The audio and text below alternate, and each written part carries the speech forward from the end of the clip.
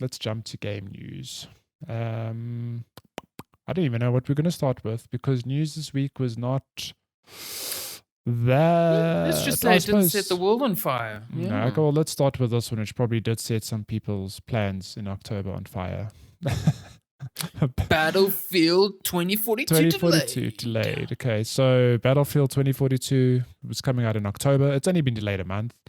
But interestingly enough, Battlefield and Call of Duty generally miss each other. But now Battlefield 2042 is coming out 2 weeks after Call of Duty Vanguard. As opposed to 2 weeks before. As opposed to before. Yeah, which is like, look, I think if you're a Call of Duty fan, you're going to buy Call of Duty. If you're a Battlefield fan, you're going to buy Battlefield. I think there's a very small minority of people going like, I want a modern day shooter. Like, which one am I going to choose? Like, you generally know where your taste or allegiance or especially by now, there is a very sharp divide of this is Call of Duty multiplayer and this is Battlefield multiplayer. Oh God, very different to me. Served Debonair's ads here. What is this? Hell yeah! But yeah, it's only a month delay, so you know, it was quite funny that the stock price tanked just because of the rumors of the delay. Like $2 billion were knocked off of EA's market cap. And then when the delay was announced and it was only seen as a month, it recovered almost immediately. Stock markets, full of bullshit. That would have been a really good time to buy. Yeah, a really good... who would have known? Pump and dump. Yeah, exactly. Yeah. But yeah, I mean, you know, a month is not very much in terms of development to me. I think I heard it on another podcast. I think it was Jeff Grubb actually on that podcast saying, all this really does is allow them to launch with the patch that would have been maybe their first patch. Yeah. Okay. So, you know, it helps them polish a little bit up like that. This does also mean that the open beta will be pushed back slightly. I think it's now only coming at the end of October, which makes sense. Yeah. Yeah, but I 100% agree with you. I think the Venn diagram of people that are deciding between Call of Duty and Battlefield shrinks year on year. Yeah. Every year. Yeah. Look, I don't think there really is that decision. Like, people are either buying both of them or they are buying the one that they want. I think the like, man, I don't know which one I want to buy is like almost non-existent at this point. Yeah. Might be wrong, but I personally don't think that's true. You know. Yeah. So, yeah. I suppose let's just go back to some Diablo 2 for a second because you touched on it. It's launching this week. The dev says that players should do what they feel is right when it comes to buying the game, which you might have to correct me because I haven't read this article, but I presume it's obviously in response or just commenting on the lawsuits and nastiness surrounding Activision Blizzard at the moment. Yeah, so, you know, I mean, so Activision was sued again this week for... Right. If I'm not mistaken, basically they're being sued now because they tried to destroy evidence and also try to force employees into like internal arbitration, which is illegal. So yeah, so I think this is just, you know, Vicarious Visions, who are now part of Activision and are the ones developing this remake, you know, remaster. They're basically saying, you know, boycotting the game doesn't help because, you know, the very developers who were subjected to this abuse are the ones that will ultimately pay the price of the boycott. Yeah. The game doesn't perform well. Oh shit. Exactly. You're fired. Like, exactly. Yeah, it's a difficult situation. But at the same time, I think the developers acknowledge the sort of catch-22 that if you are supporting this game, yes, it is supporting them, but at the same time, it's also supporting the people who allowed the abuse to happen. So it's like a real hard thing to do. And I definitely like keep going one way or the other. Like when the stuff was first announced, I was like, you know, to me, it would be very hard to play a Activision game without having this in the back of my mind. And I still think that's true. But at the same time, like we know people who make a living off streaming Activision games, like Grant Hines streams tons of Overwatch. Now, must he just stop streaming Overwatch? Yeah, no. Yeah. Like, I don't think that that's feasible, but at the same time, I think it's people's responsibility to inform audiences of what is happening there so that they can make their own informed decisions. Yeah. And that's basically what this guy's done. Yes. Yeah. I mean, I think it's very good. This was actually from design director Rob Guillerani. And he said it was definitely very troubling to hear these types of things, and we really wanted to support our colleagues and our co-workers. Where was the actual quote? A lot of these points of views weigh very heavily on us. Who made the change? He said they made a change to some characters to look like warriors and not people who had, quote, rolled out of a nightclub. So I like that quote though. So that's cool. When did you roll out of a nightclub? Yeah, it just increased my mana and rolled out of a nightclub. Shit. Sure. So that's Diablo 2's I think as weekend, I think as a consumer, you make the decision that feels right to you. I do think that whether you're buying the game or not, I think you owe it to the people who make the games that you enjoy to support them when they are going through these sorts of things. So whether that's through your wallet or through your social media or whatever. I suppose let's just keep on the Blizzard train quickly. New Overwatch 2 details coming as part of the Overwatch League Grand Finals. I keep forgetting that Overwatch 2 exists. This game is a big question mark for me still, because it feels like we don't need an Overwatch 2, but it's coming, and I don't know what this... I don't know what's going to happen in Overwatch 2 launch. It's like, what happens to Overwatch 1? Does everyone move over? Yeah, it's super weird because they've said that the Overwatch 2 maps will be in Overwatch 1. So it's like... and that Overwatch 1 players will still play with Overwatch 2 players. So it's like, you're only moving over for the single player PvE, which is meh.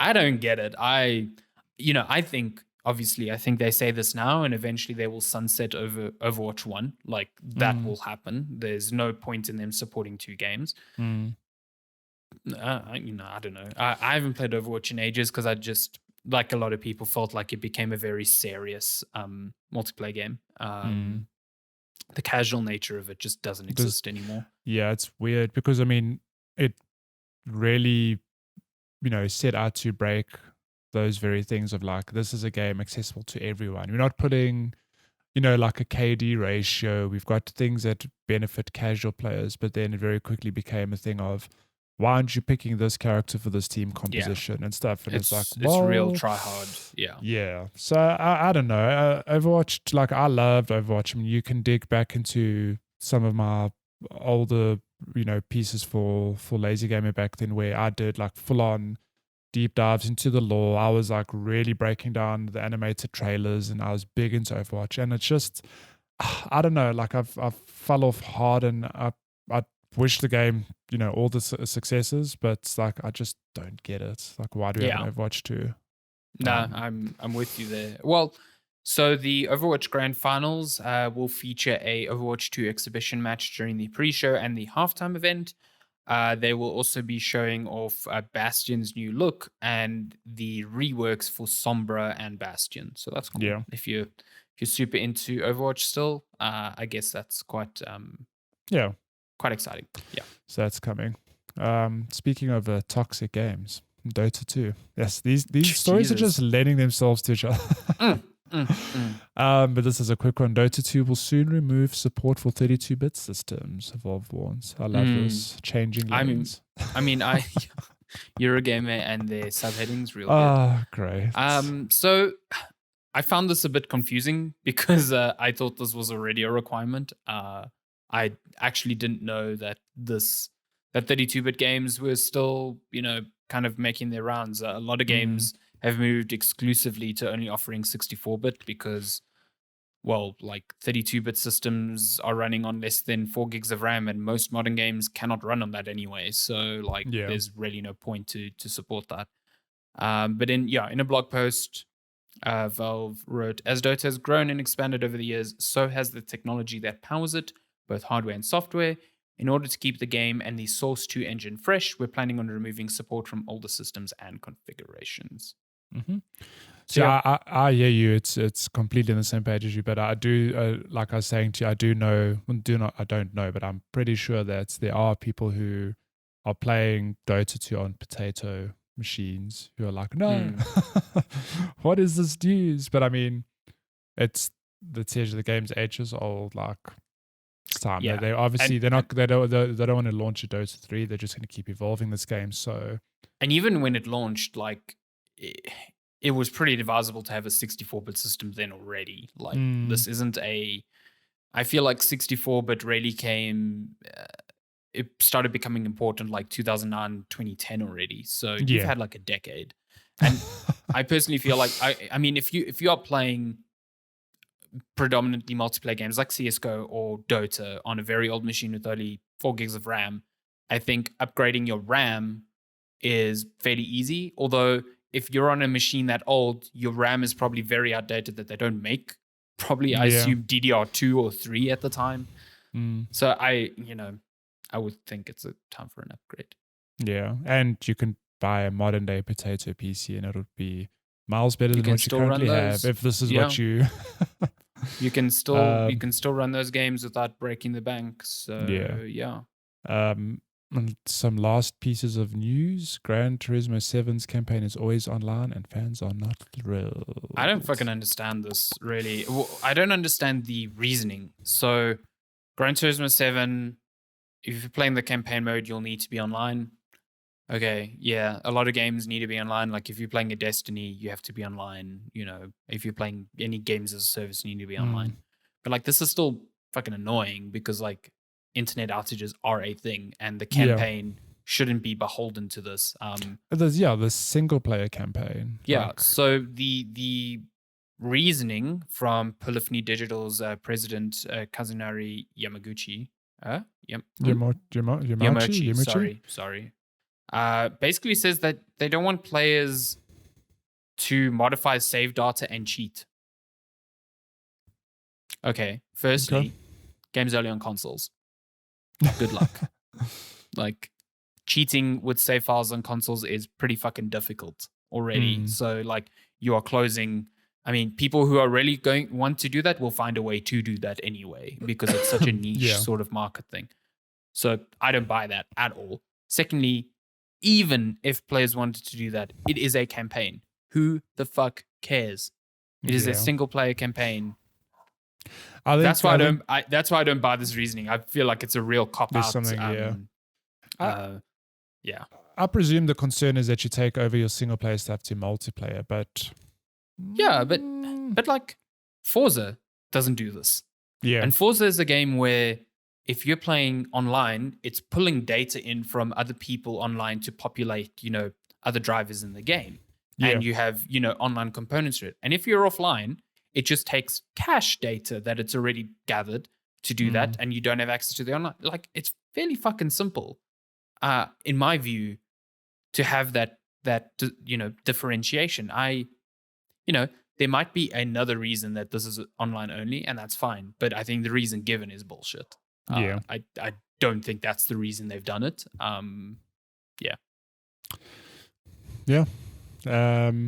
That's coming out March 2022, and to my surprise, I did not know it's coming to PlayStation 4 as well. So cross-gen.